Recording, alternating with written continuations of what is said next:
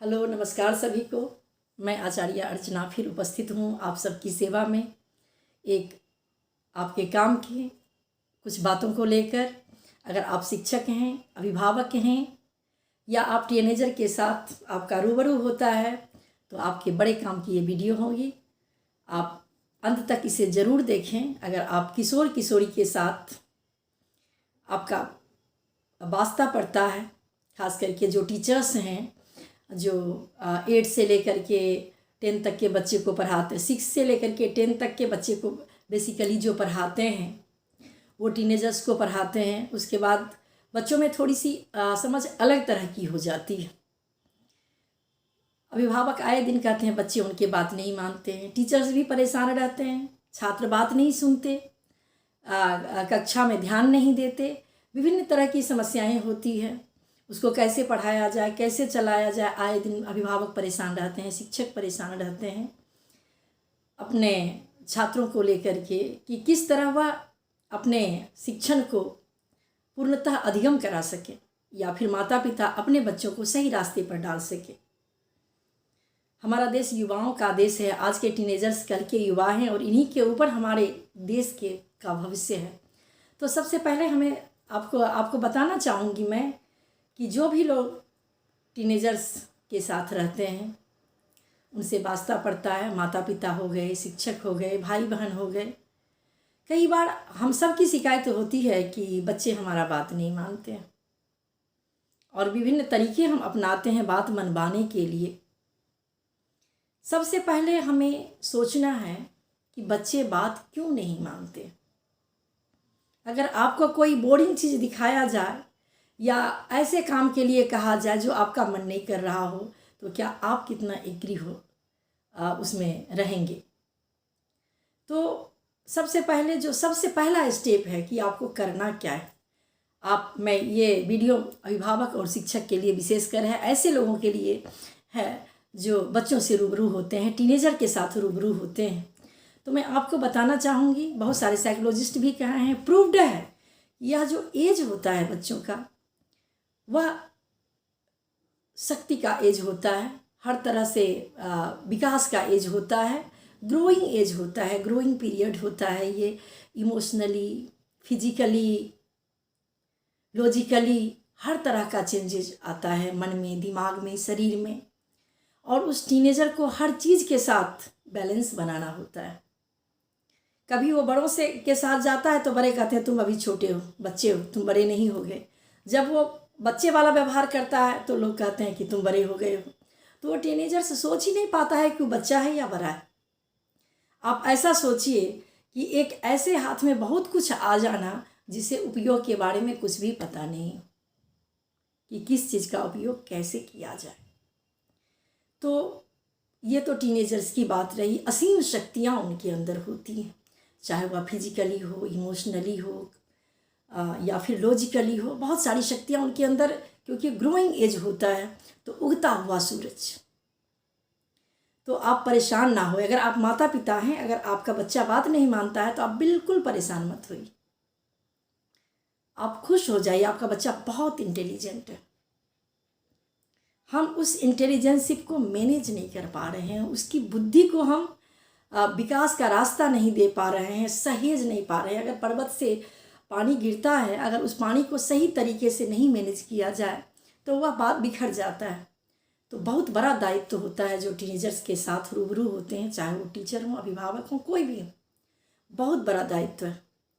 Teacher होना कोई साधारण काम नहीं है, बच्चे संभालना इतना साधारण काम नहीं है।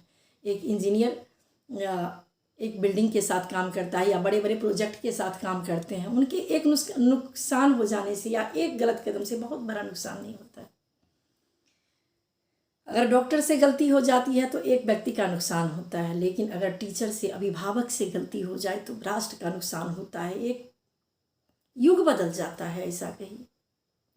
तो सबसे पहली बात है कि आप ये बदमाशी शब्द दिमाग से निकाल देना है हमें। हम उस बहते हुए पानी के उस तीव्र धारा को ये सोचना है कि कैसे मैनेज करें। क्या ये इतना आसान है कि टीनेजर से अपनी बात मनवा लें? नहीं, बिल्कुल नहीं। आप अपने टीनेज में जाइए। सबसे पहला स्टेप है कि आप अपने उस उम्र में जाइए, आप क्या सोचते थे। बिल्कुल आप वैसा नहीं सोचते थे जैसा आज का टीनेजर सोच रहा है। कैसे सोचते? क्योंकि इतना कुछ था नहीं उस समय, इतने लोगों से आपका वास्ता नहीं पड़ता था। आज टीनेजर की मुट्ठी में पूरी दुनिया है, इंटरनेट का ज़माना है, ग्लोबलाइजेशन हो गया, दुनिया छोटी पड़ गई है। वह हर चीज़ वो जान रहा है जो हमें जानने में बहुत वर्ष लग गए। तो वो हमारे जैसे कैसे हो सकते हैं। दुनिया दिन प्रतिदिन समय बहुत तेज़ी से बदल रहा है, इतना तेज़ी से जब हम टीनेजर थे तब नहीं बदलती थी। तो लाजमी है कि आज के बच्चों को सहज करना इतना आसान काम नहीं है। तो हम वहाँ जा कर के अपने टीनेज में हम क्या सोचते थे, हमारे अंदर कितनी शक्तियाँ होती थी, हमारा मन क्या कहता था। तो हम सबसे पहले अगर बच्चे से हम रूबरू होते हैं तो हमें बच्चा बनना पड़ता है, लर्निंग बाय डूइंग। हमको उनके मन तक पहुँचना होगा। अब वह समय चला गया जब हम डरा के धमका करके, पहले ज़माने में लोग बच्चे को कंट्रोल करते थे या शिक्षक डंडे मार करके बच्चों को बिठा लेते थे, करवा लेते थे। नहीं, अब हमें अपना स्ट्रेटेजी बदलना पड़ेगा। अब हमें उनसे अच्छे काम करवाने हैं, लेकिन अपने तरीके को बदल कर। आज हम फैसिलिटेटर हैं, as a teacher we are facilitator only. बहुत ज़्यादा अधिकार नहीं है। पहले गुरुजी सब कुछ है, कुछ भी करें, मारे पीटे कुछ करें, कोई ये नहीं होता था। लेकिन आज का समय बदल चुका है और बदले हुए समय में हमको उसी के अनुसार चलना होता है। तो मैं कही कि सबसे पहले हम अपने उस एज में जाके सोचें कि हम क्या सोचते थे। जैसे हम वहाँ जाएंगे तो सामने वाला की जो भी एक्टिविटी है वे हमें कम ही दिखाई देने लगी। धीरे धीरे उस चीज़ को हम स्वीकार करेंगे कि आज का जो बच्चा है, आज का जो टीनेजर है, उसे बहुत कुछ जानकारी है। गूगल गुरु से वो परिचित होता है। कोरोना ने ऐसा कर दिया कि हर बच्चे के हाथ में मोबाइल आ गया। तो हमको अपना स्ट्रेटेजी चेंज करना पड़ेगा और हम सबसे पहले उसका मित्र बनने का प्रयास करेंगे और उसमें स्व अनुशासन उत्पन्न करने की कोशिश करेंगे, क्योंकि self discipline is best discipline. अगर हम किसी को डराकर डिसिप्लिन में लाते हैं, अनुशासन में लाते हैं, वो बहुत ही क्षणिक होता है। अगर आपका बच्चा आपको देख करके किताब निकाल रहा है तो आपको बहुत ज़्यादा खुश होने की आवश्यकता नहीं है। हो सकता है थोड़ा देर डर के आपका बात मान रहा हो या आपका मन रखने के लिए कर रहा हो। नहीं, कुछ ऐसा करना है कि वह मन से करे। लेकिन वह मन से क्यों नहीं करता है? इसलिए नहीं करता है कि कई बार हम as a parent, as a teacher, हमारे एक्सपेक्टेशन बहुत हाई होते हैं।